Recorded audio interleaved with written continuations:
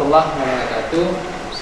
Selamat pagi rekan-rekan menjelang siang ini. Baik, hari ini kita berjumpa lagi bersama saya Wahyu Maulana sebagai host narasumber. Hari ini kita kedatangan UKM Silat Lampau, yaitu Sagita Devi Siregar.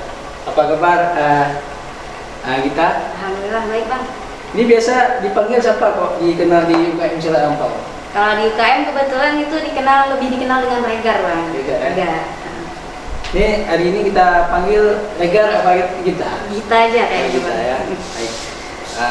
Baik, hari ini boleh nggak kita berikan sedikit informasi singkat tentang organisasi dari UKM Silat Lampau?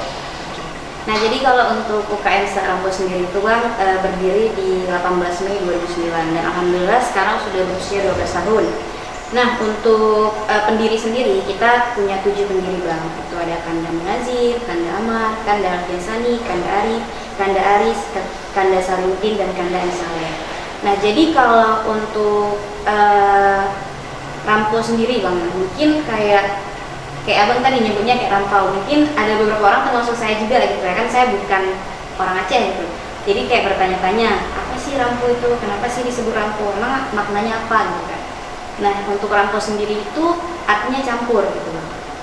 Jadi di UKM kita itu memang banyak perguruan gitu bang. Nah silat itu kan banyak ya perguruannya, di Rampau itu dijadikan satu gitu di bawah naungan Rampau.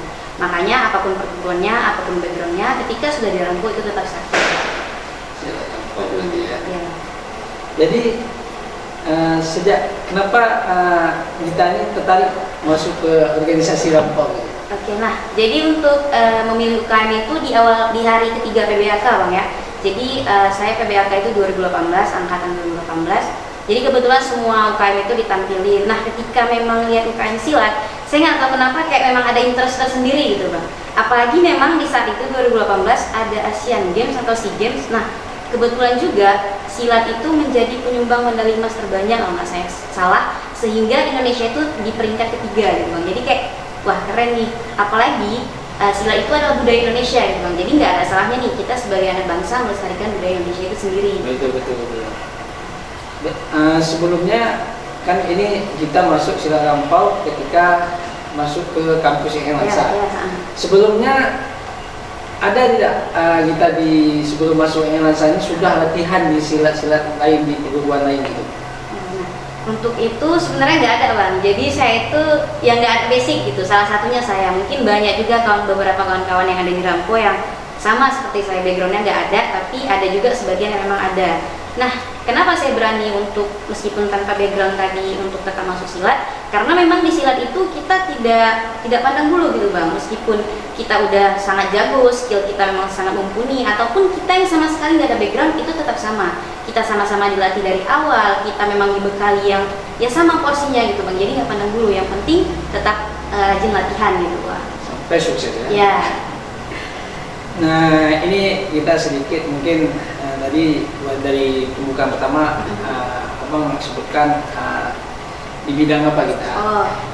Jadi boleh ini dari rekan-rekan, ini kita ini sebenarnya bukan ketua UKM Silat Lampau, tapi apa saya yang sebutkan? kebetulan ketua bidang pengkaderan bang. Nah untuk ketua umum sendiri itu ada Kanda Kausar dan hari ini sedang berhalangan untuk hadir gitu bang.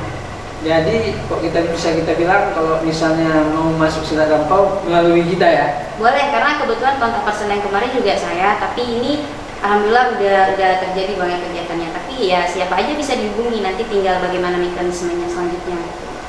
Oke, berarti siapa yang masuk boleh langsung boleh. Kita lah, ya kan? Jadi langsung ini kita tanya juga sedikit, kita kan setiap di UKM Silat Lampau pasti mempunyai tugas dan fungsi yang masing-masing. Boleh kita sebutkan biar rekan-rekan atau adik-adik yang menonton atau yang lain yang menonton tahu gitu. Berarti bidang-bidangnya gitu. Iya, bidang-bidangnya dengan tugas dan fungsinya. Nah untuk di Rampau sekarang kita ada 5 bidang. Saya tersendiri ada di ketua bidang pengkaderan, kemudian kita ada bidang humas, ada promosi dan pemasaran, kemudian ada bidang keagamaan, kemudian satu lagi itu ada bidang pembinaan prestasi yang atlet-atletnya gitu Pak. Nah untuk pengkaderan sendiri itu saya tugas utamanya itu ya Bang ya, tetap kaderisasi. Nah jadi kaderisasi kita itu ada di Pradik dan alhamdulillah sudah terlaksana.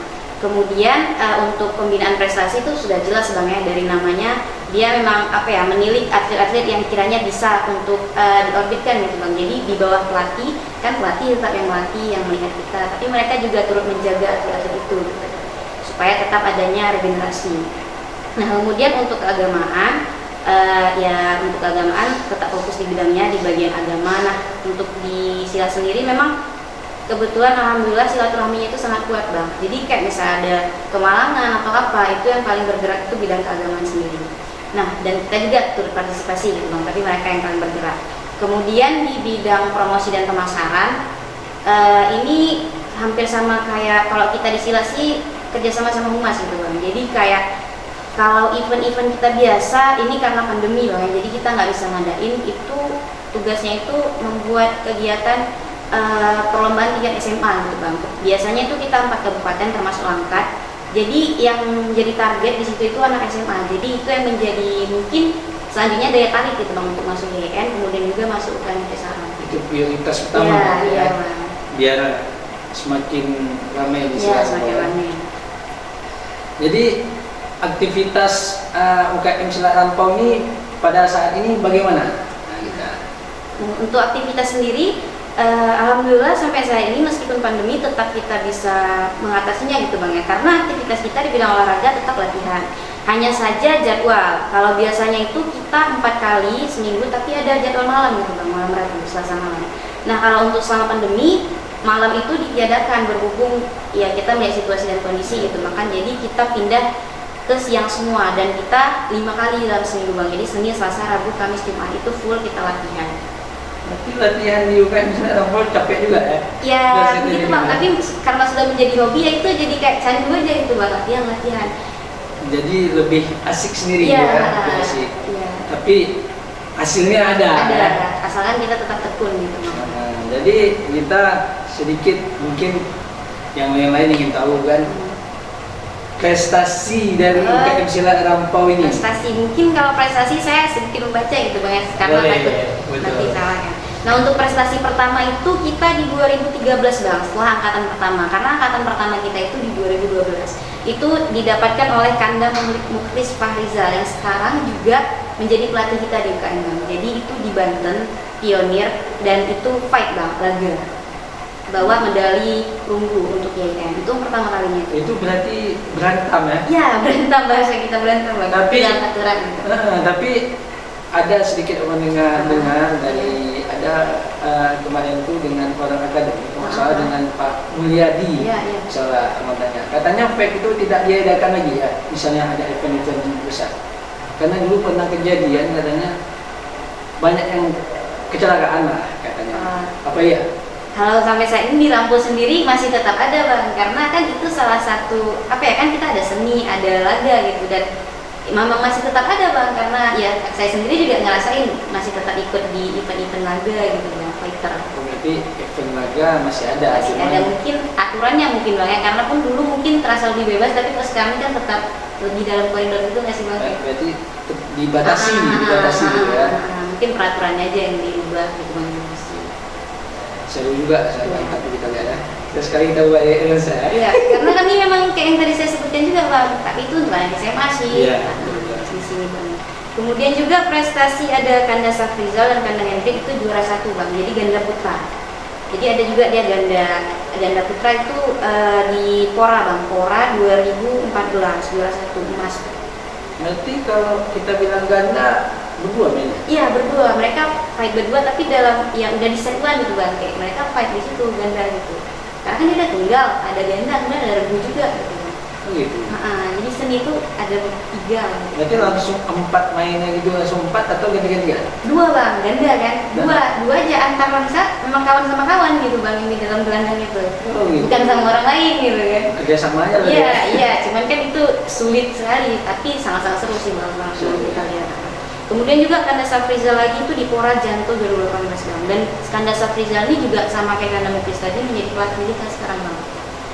Kemudian Ada Kanda Hero Munajat, Yunda Nurul Aulia ini juara 3 fight lagi di Pony Cup 2016. Kalau Kanda Munazar ini kebetulan itu juga mantan ketua umum kita Bang di Misioner. Dan saat ini ya sudah ditempati di Tamiang. Kemudian ini paling banyak ya Bang. Mungkin nggak asing lagi lah kalau anak Cekala dengar nama Yunda Yuliatari. Nah itu memang saya bacakan nih Bang ya. Pertama itu di 2017 juara 2 pionir Banda Aceh tunggal, seni tunggal. Jadi Yunda ini lebih ke tunggal, seni gitu Bang, anak seni. Kemudian juara 1 PKM Palembang 2018 itu pertama kali kan masuk. Terus juga juara 1 pionir Malang 2019 yang kemarin itu. Terus juga juara 1 PKM Padang 2021 yang barusan bilang kan udah baru pulang dari Padang kan, dan alhamdulillah dapat emas tunggal putri. Terus juga yang terakhir ini untuk ganda putri Bang. Tadi kan ganda putra nih.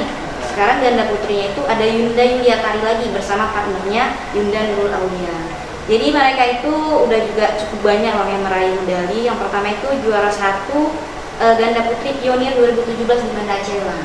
Banda Aceh, kemudian juara 1 lagi di PKM 2018 di Palembang. Kemudian juara 2 di pionir Malang yang terakhir 2019. Berarti banyak kali prestasi yang dia berikan ke di Elsa ini ya. Sangat banyak Bang. Banyak sekali ya. Sangat-sangat berterima kasih juga. Itulah dari tunggal sampai ganda ya. Iya, dua-dua dirangkum gitu Bang. Semua diambil ya. Memang kalau kita rajin, kayak tadi kita bilang rajin latihan, nggak mikir apa-apa, memang kesuksesan pasti didapatkan. Baik, kita sedikit lagi kita tanya jawab juga, diskusi. Ini persiapan event kegiatan kayak misalnya Lampau ke depan bagaimana? Jadi untuk event sendiri kan kita sudah melaksanakan kemarin baru Pradik, itu salah satu event terbesar kita juga. Kemudian yang harusnya Bang ya, harusnya memang kita sangat menginginkan itu udah kita set 2020 itu kejuaraan negeri Bang yang 4 kabupaten, tapi sampai sekarang memang kita melihat situasi dan pertimbangannya memang masih belum bisa gitu Bang kan. Jadi kita ada event yang sedikit berbeda yaitu ada pelatihan wasit juri Bang.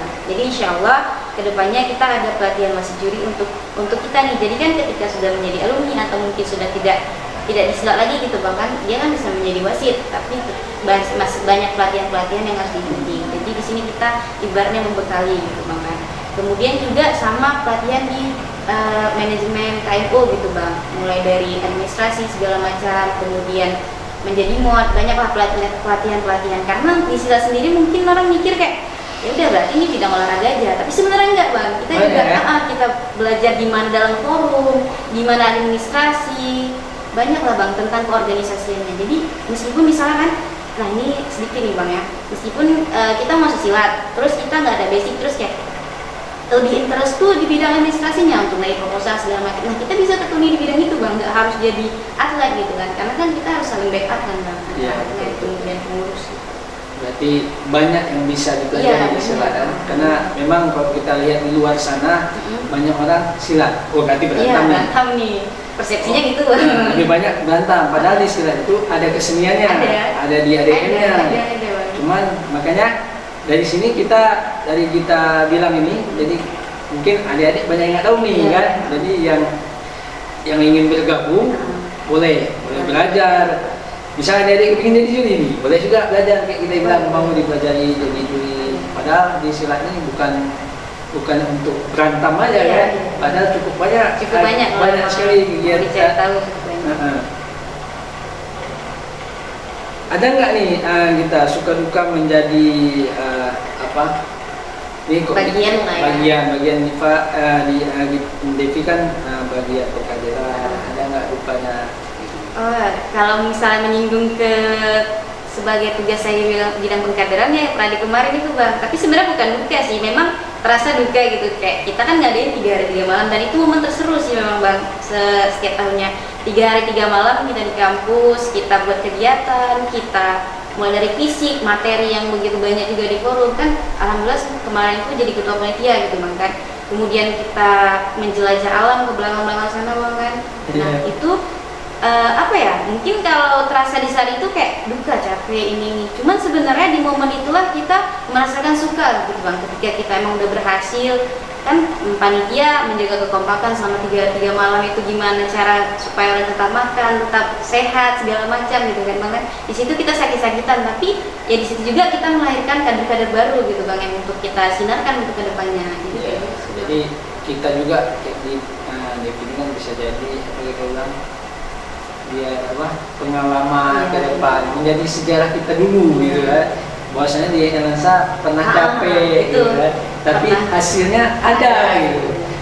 Dan juga ini sih bang, kayak kita juga di Silat itu sedikit nih bang ya, ada ke alamnya gitu bang. Kita sering kerjasama sama LSM Barujuru, jadi kita nih alhamdulillah beberapa tahun terakhir nih sering ikut penanaman mangrove seperti itu bang. Jadi banyak aktivitas-aktivitas yang juga kita lakuin terhadap lingkungan juga gitu bang. Jadi kita punya impact juga nih anak-anak Silat nih sama lingkungan, peduli lingkungan gitu bang. Nanti memang semua nggak maksudnya kan lebih banyak orang tahu kan Mangkok Pala biasanya ke ini.